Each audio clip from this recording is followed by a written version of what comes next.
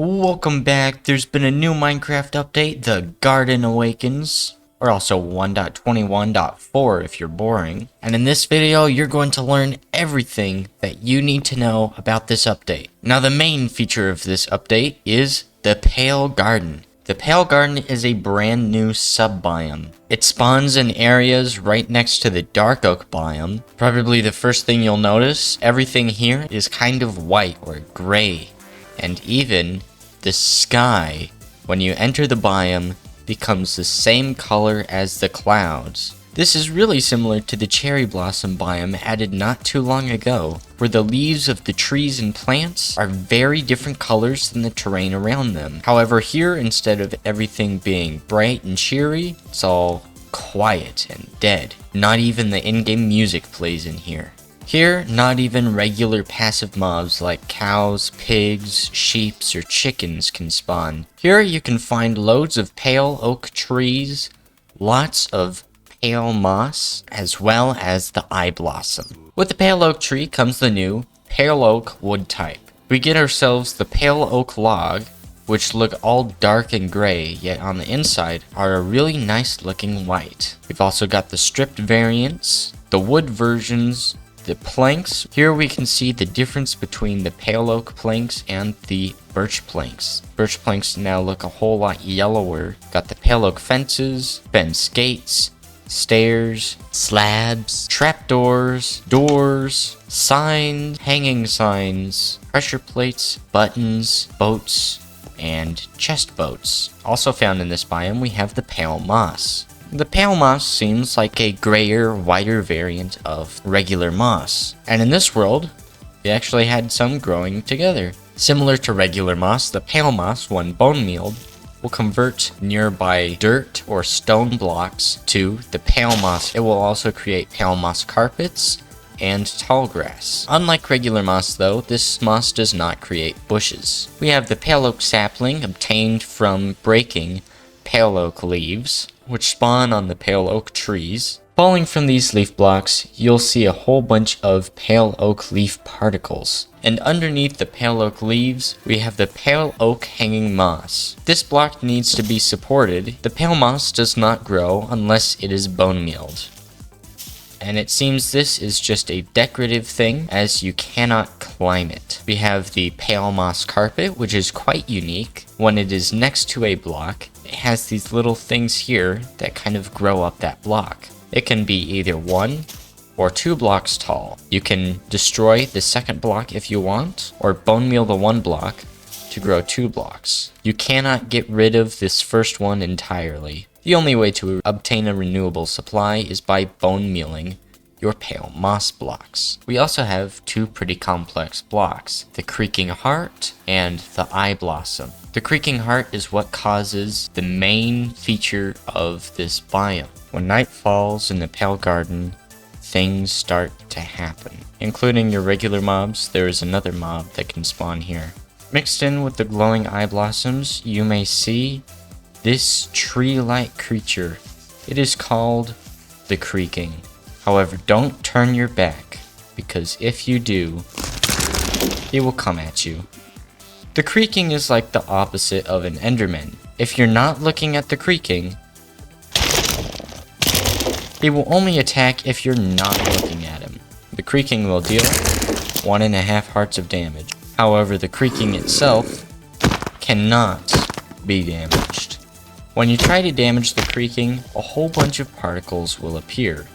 Green particles going that way, orange particles coming towards him. These particles will lead to a tree. After carefully heading to the tree and keeping your eye on the Creaking,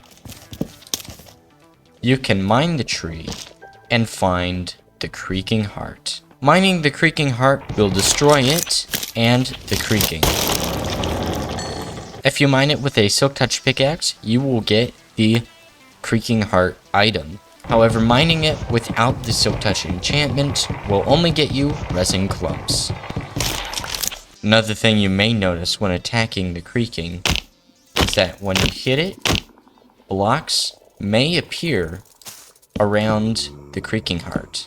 If we hit the creaking a bunch of times and come back over here, we'll find all these bright orange dots appearing on the tree. Mining these dots is another way to get resin clumps. After mining the resin clump block, you'll get the resin clump item. This can be placed back down on the ground, or you could take them in the crafting table, combine 9 of them, and get yourself the block of resin.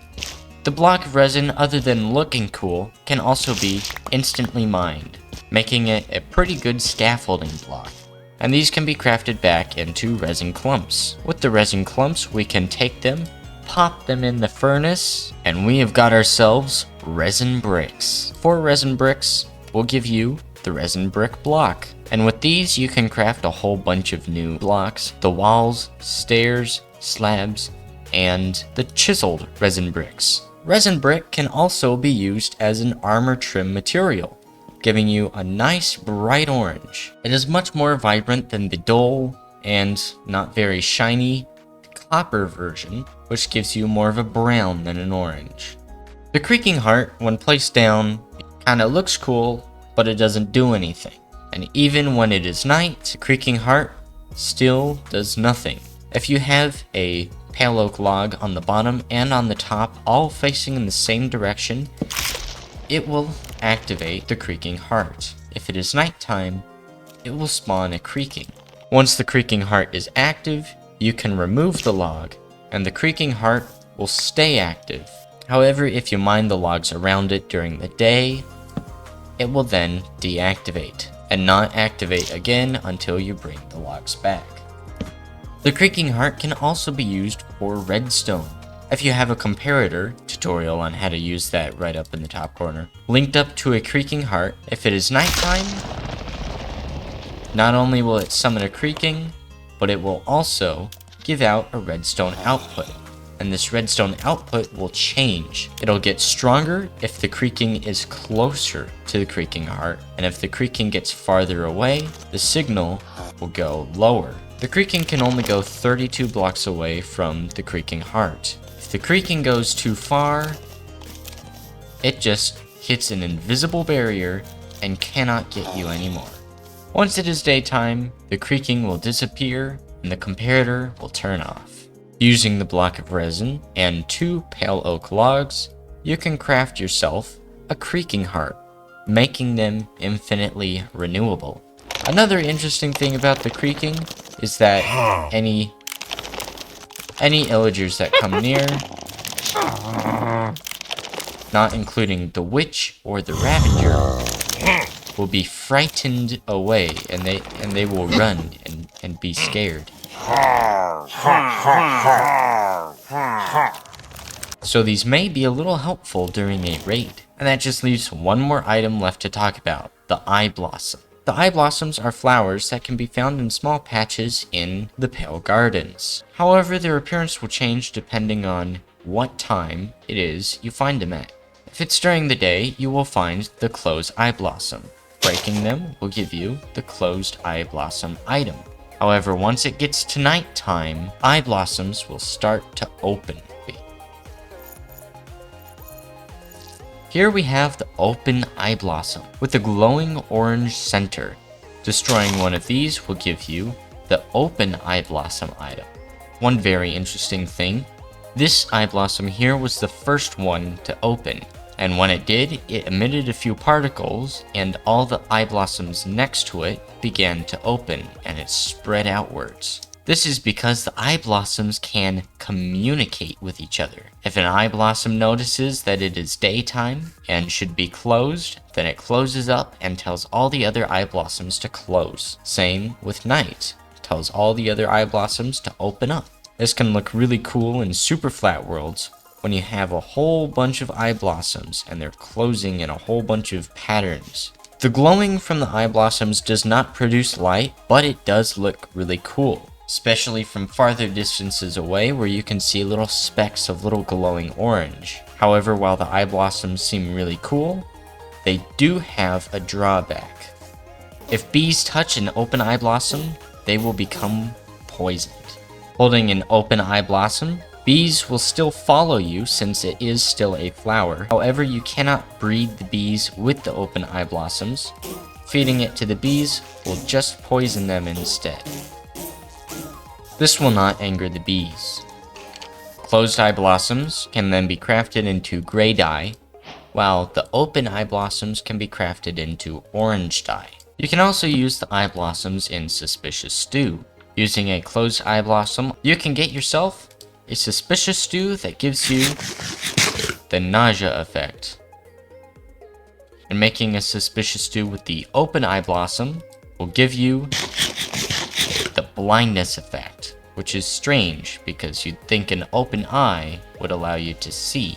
And don't worry if you're unable to find a pale garden in your world, because with wandering traders you can get access to a majority of the new blocks, minus the creaking and the resin. You kind of have to go there for that. The wandering trader has a chance of selling for 1 emerald, the pale moss block, pale hanging moss, and the open eye blossom.